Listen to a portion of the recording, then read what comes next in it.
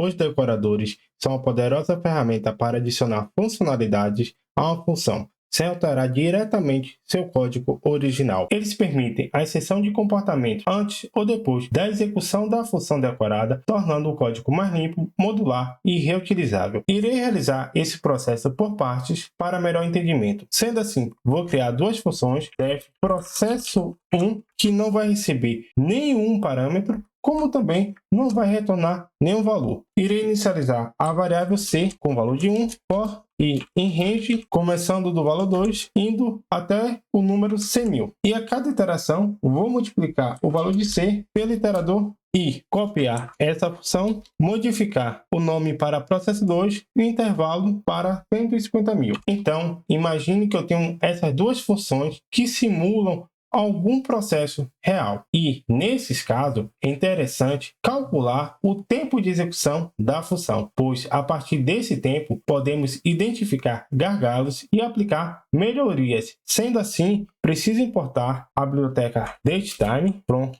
datetime, import datetime, obter o tempo inicial, datetime.now, após o for, obtenho o tempo final, datetime.now, e a diferença entre o tempo de final e o tempo inicial vai ser o tempo de execução. Print. O tempo de execução foi de 2 pontos, tempo final, menos tempo inicial. E vou repetir essa mesma lógica para o processo 2. Chamando a função processo1, print um asterisco que vai ser repetido 50 vezes, processo 2. E o tempo de execução para o processo 1 foi em torno de 2 segundos, enquanto para o processo 2 em torno de 5 segundos. Nesse caso, precisei repetir a lógica do cálculo de tempo de execução para ambas. E se, por acaso, ao invés de duas funções, fossem 30 funções, teria que repetir essa mesma lógica para as 30 funções, o que afetaria a legibilidade do código. E como vimos, se estamos repetindo linhas de códigos, podemos criar uma função para isso. Mas nesse caso, como criar uma função que seja aplicada a outra função e que calcule o tempo de execução dessa função? Isso é feito através de decoradores. Irei criar outra função, calcular tempo, que vai receber como argumento uma função, pois no Python tudo é um objeto. E dentro dessa função calcular tempo, vou criar outra função modificada, def função modificada. Dentro dessa função será adicionada toda a nova funcionalidade, que nesse caso é somente o cálculo do tempo de execução da função. Para isso, obtenho o tempo inicial, datetime.now, logo em seguida executa a função original, executa a função original e após a execução obtenho o tempo final, datetime.now. Bastando em seguida exibir esse tempo. Após a adição dessa nova funcionalidade, preciso retornar a função modificada. Retorno função modificada. Para aplicar essa lógica que criamos na função, é muito simples. Antes da função, calcular tempo. A mesma coisa para o processo 2, calcular tempo. Vou apagar essa linha de código como essas. O que estou fazendo aqui é decorando a função. Logo, toda vez que eu chamar a função processo1 e processo 2, essa função calcular tempo será executada, passando como argumento a própria função. E recapitulando, vou chamar a função processo1. Como a função processo1 está decorada, logo, a função que será executada será a função calcular tempo, que vai receber como argumento a própria função. Dentro dessa função calcular tempo, temos outra função que vai obter o tempo inicial, executar a função original, que é o processo 1, obter o tempo final e exibir o tempo de execução.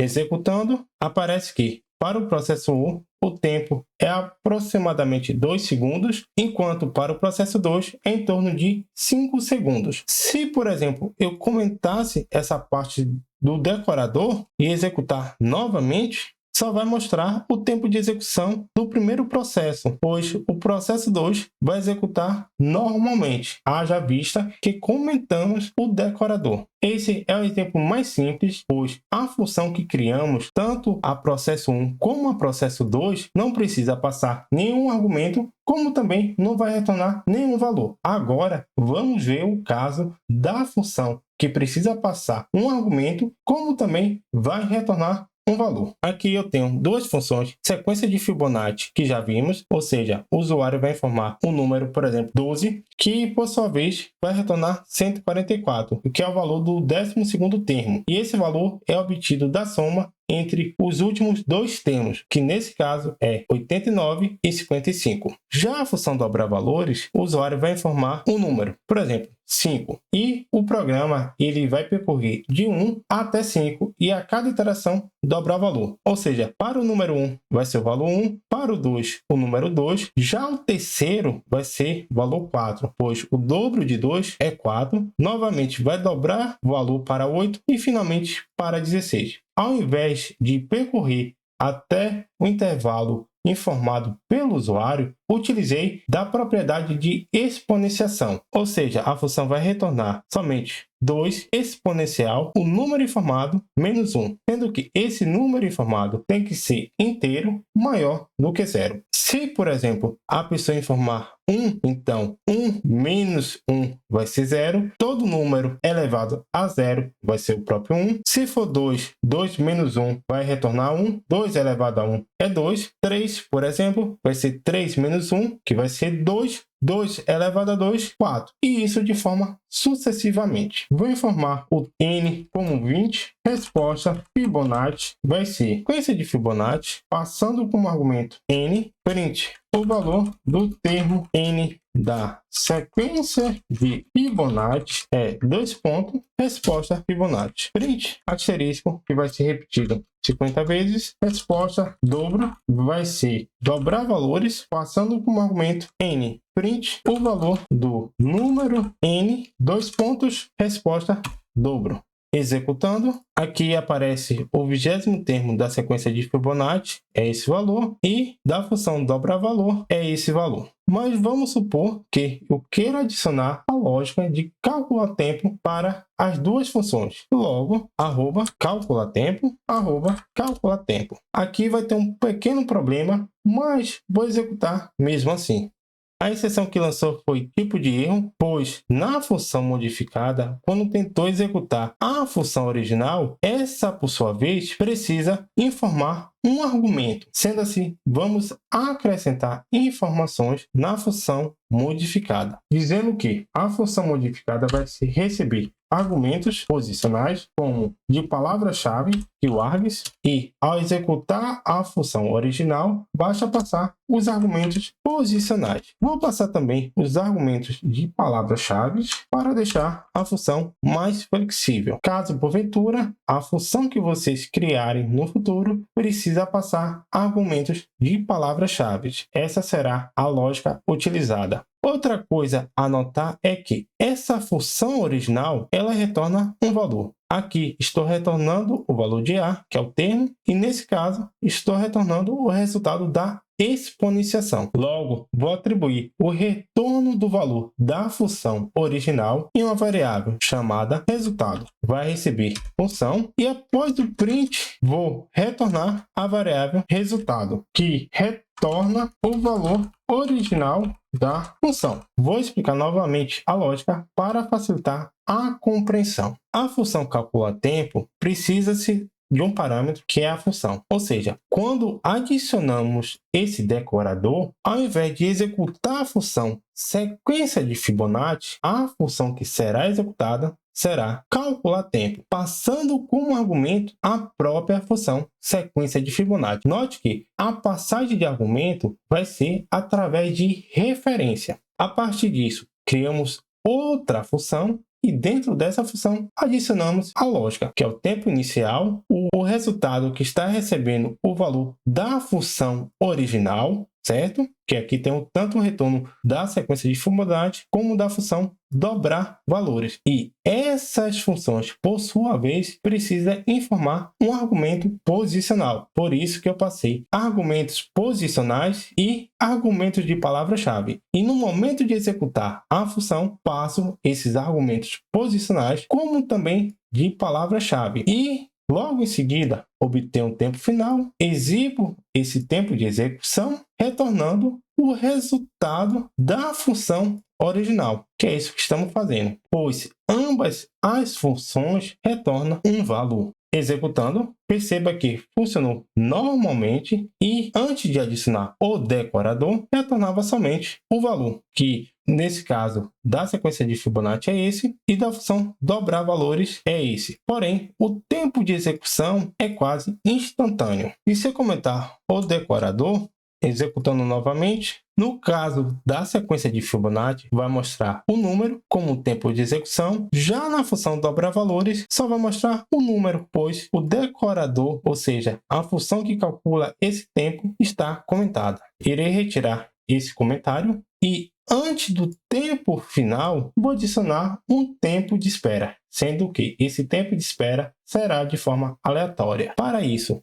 vou importar from handle import randint from time import sleep. Tempo de espera randint em 1 a 4 segundos, sleep tempo de espera. Executando, apareceu em ambas um tempo de 1 segundo. Executando novamente, mostra que para a sequência de Fibonacci, o tempo de execução foi de 3 segundos, enquanto para dobrar valores, o tempo foi de 4 segundos. E além disso, podemos fazer uma verificação a partir do tempo de execução. Por exemplo, vou considerar que se o tempo de execução for maior que 2 segundos, está fora do limite, menor ou igual a 2 segundos, está dentro do limite. Sendo assim, tempo execução vai receber tempo final menos tempo inicial, exibir o tempo de execução e, após isso, realizar a comparação. Se tempo de execução for maior que 2 segundos. Aqui estou comparando um objeto time delta, que é de tempo,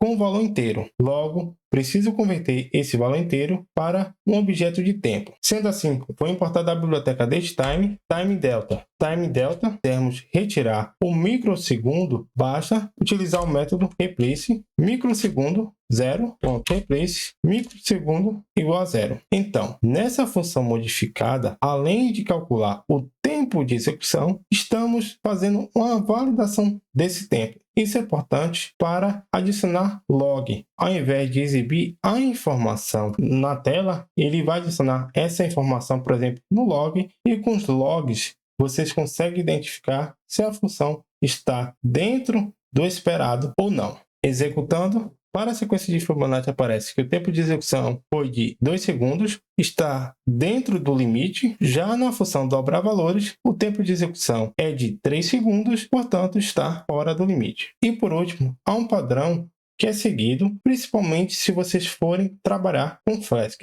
no caso de criar os seus próprios decoradores. Para isso, from functools import reps. E antes da função modificada, vamos decorar essa função utilizando reps. Portanto, @reps passando a função. Por que utilizar isso? Pois isso mantém o nome docstring e outras propriedades da função original e não vai impactar a execução da função. Ao executar novamente, diz que o tempo foi de 4 segundos, portanto está fora do limite, e esse é o valor da sequência de Fibonacci. Já para a função dobrar valores, o tempo é de 1 segundo e está dentro do limite. Percebam a flexibilidade que os decoradores nos proporcionam, pois ao invés de repetir essa lógica para cada função, basta criar uma função e dentro dessa função adicionar toda a lógica que queremos, que nesse caso é calcular o tempo de execução e fazer uma validação desse tempo de execução, mas pode ser a lógica que vocês quiserem. Vou mostrar algumas aplicações do Python que utilizam esse conceito. Aqui tem a biblioteca Dash, que é para fazer esses dashboard iterativo, e percebam que antes da função tem um decorador callback, que esse decorador vincula mudanças input de usuário à execução de funções que atualizam a interface. Por exemplo, selecionar um ano específico, uma categoria específica, e isso é feito através de decoradores.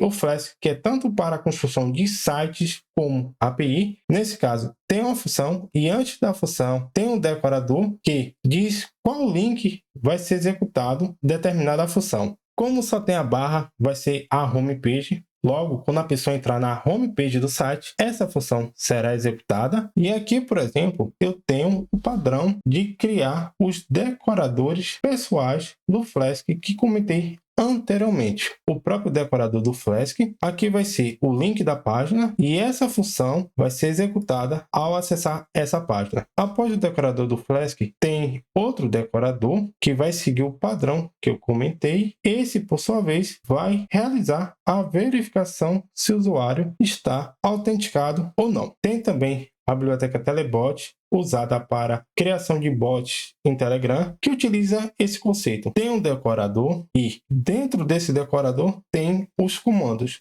Ou seja, caso a pessoa digitar start ou help, essa função será executada. Mas percebam o padrão. O decorador vai vir antes da função. E os decoradores também são utilizados na criação de classes. Vou pressionar o Ctrl e na classe DateTime, e aqui tem alguns decoradores de propriedade, método de classe. A maioria dos decoradores que vocês irão utilizar já vem pronto. Agora, caso precise criar os seus próprios decoradores, você já sabe qual o caminho a seguir, que é basicamente esse caminho. Outra coisa é que toda vez que vocês encontrarem um decorador antes da função, saiba que essa função está recebendo uma nova funcionalidade, que no exemplo que eu mostrei é calcular o tempo de execução e fazer uma validação a respeito desse tempo. E com isso, finalizamos o assunto sobre funções. Espero que tenham gostado. Não se esqueçam de se inscrever, deixar o comentário e o like. Até a próxima!